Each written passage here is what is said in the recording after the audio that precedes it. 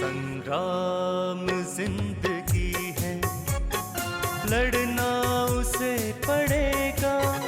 संग्राम जिंदगी है, लड़ना उसे पड़ेगा। सभी को नमन है। सब्जेक्ट बहुत इम्पॉर्टेंट है क्योंकि मैंने सबसे पहले बताया कि कल मैंने कहा था कि श्वास की प्रक्रिया गान के माध्यम से होती है, मतलब गाने के माध्यम से होती है। तो वो गाने के माध्यम से जो परिवर्तन आज हमारे समाज में है और जो गाने गाए जा रहे हैं उस पर पूरी बात करी और रिसर्च करा, मतलब जानने की कोशिश करी कि ये क्या था और क्या हुआ। तो आप ऐसे समझ के चलिए कि आपने तानसेन का नाम सुना होगा, और तानसेन के लिए प्रसिद्ध है कि जब वो गाना गाता था, भजन करता था या कुछ भी करता था तो बारिश होने लगती, मतलब मौसम को बदल देता था। तो जब तानसेन की बात आएगी तो अचानक कहीं बारिश होने लगी तो सब ऐसा होगा।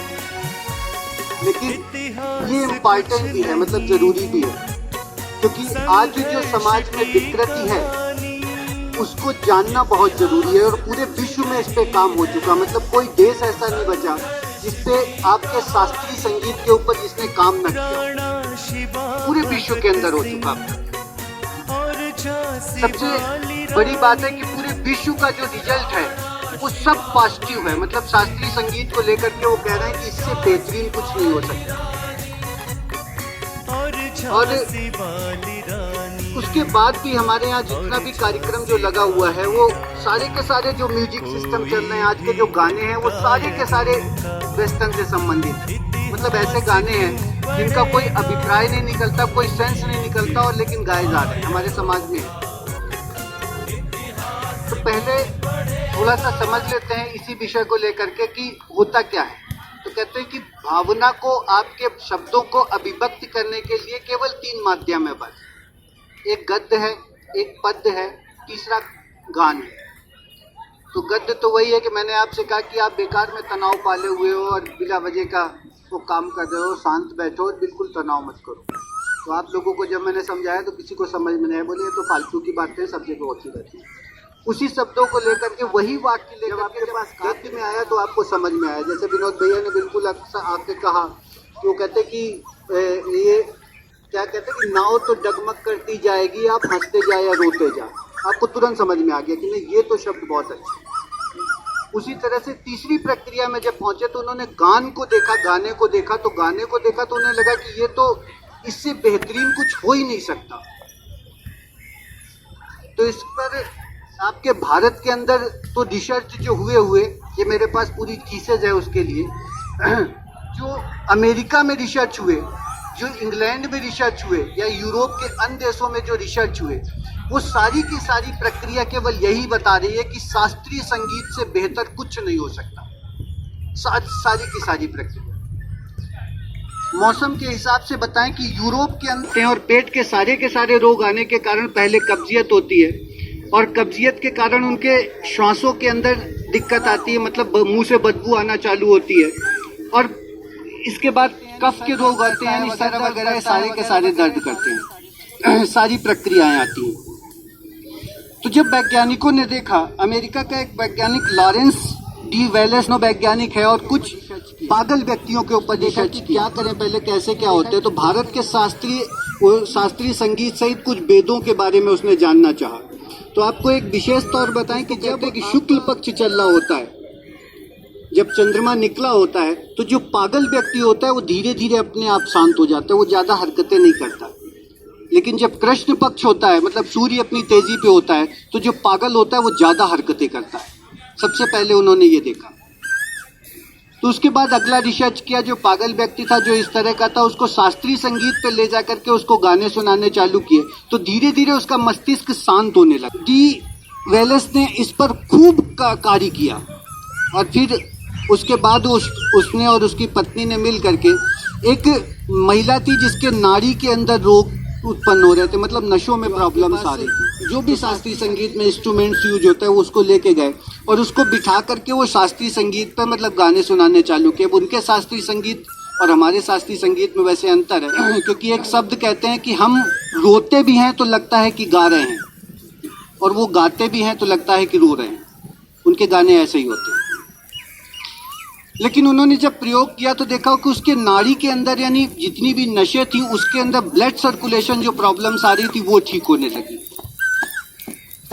फिर उसके बाद जो तनाव भरा हुआ था वो सारा का सारा ठीक होने लगा।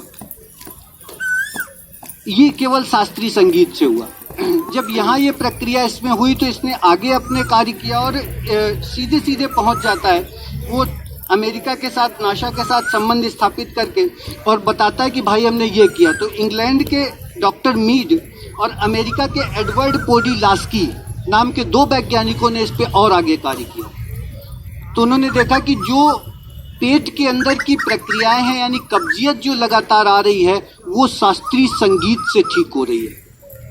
शास्त्रीय संगीत से मलो विसर्जन से लेकर के कफ के सारे रोग इंग्लैंड और अमेरिका ने देखे कि ये सारे रोग केवल शास्त्रीय संगीत से ठीक हो रहे हैं। तो आप ऐसे समझ के चलिए कि इस शास्त्रीय संगीत को लेकर के जब कार्य आगे बढ़ा तो पूरे विश्व का कोई देश ऐसा नहीं बचा जिसने इस पर कार्य न किया हो। और चूंकि भारत की देन थी तो भारत ने इस पर सबसे पहले कार्य करने को सोचा। जब ये बात आई तो भारत के अंदर फसल के ऊपर कार्य हुआ क्योंकि जिसके पास जो होता है वही कार्य करता है। फ्रांस के अंदर चूहों पे कार्य किया, जानवरों पे कार्य किया। तो उन्होंने देखा जानवर जो है वो अधिक प्रसन्न रहता है, ज़्यादा से ज़्यादा वो प्रसन्न रहता है। और इसी प्रक्रिया को लेकर के जब हमारे यहाँ फसलों पे काम हुआ तो फसल अच्छी होने लगी। भारत में दिल्ली में भी काम हो चुका, कटक में भी काम हुआ, कर्नाटक में भी काम हो चुका। तो यहाँ पे फसल अच्छी हुई।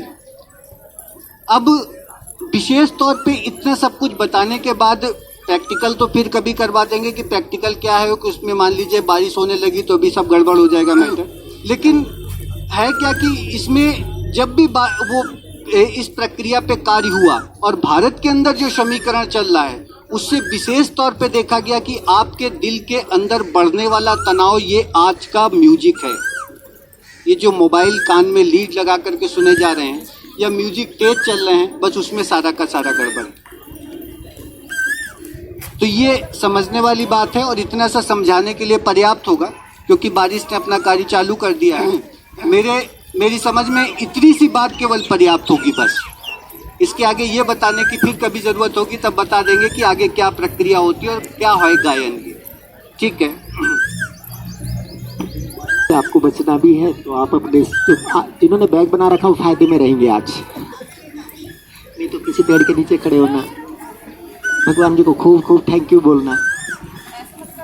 ओम सर्वे भवन्तु सुखिनः, सर्वे सन्तु निरामया, सर्वे भद्राणि पश्यन्तु, मा कश्चित् दुःखभाग् भवेत्। ओम शांति शांति शांति। सभी को अभिवादन, खूब खूब आभार, धन्यवाद। तो बारिश का भी आनंद लो।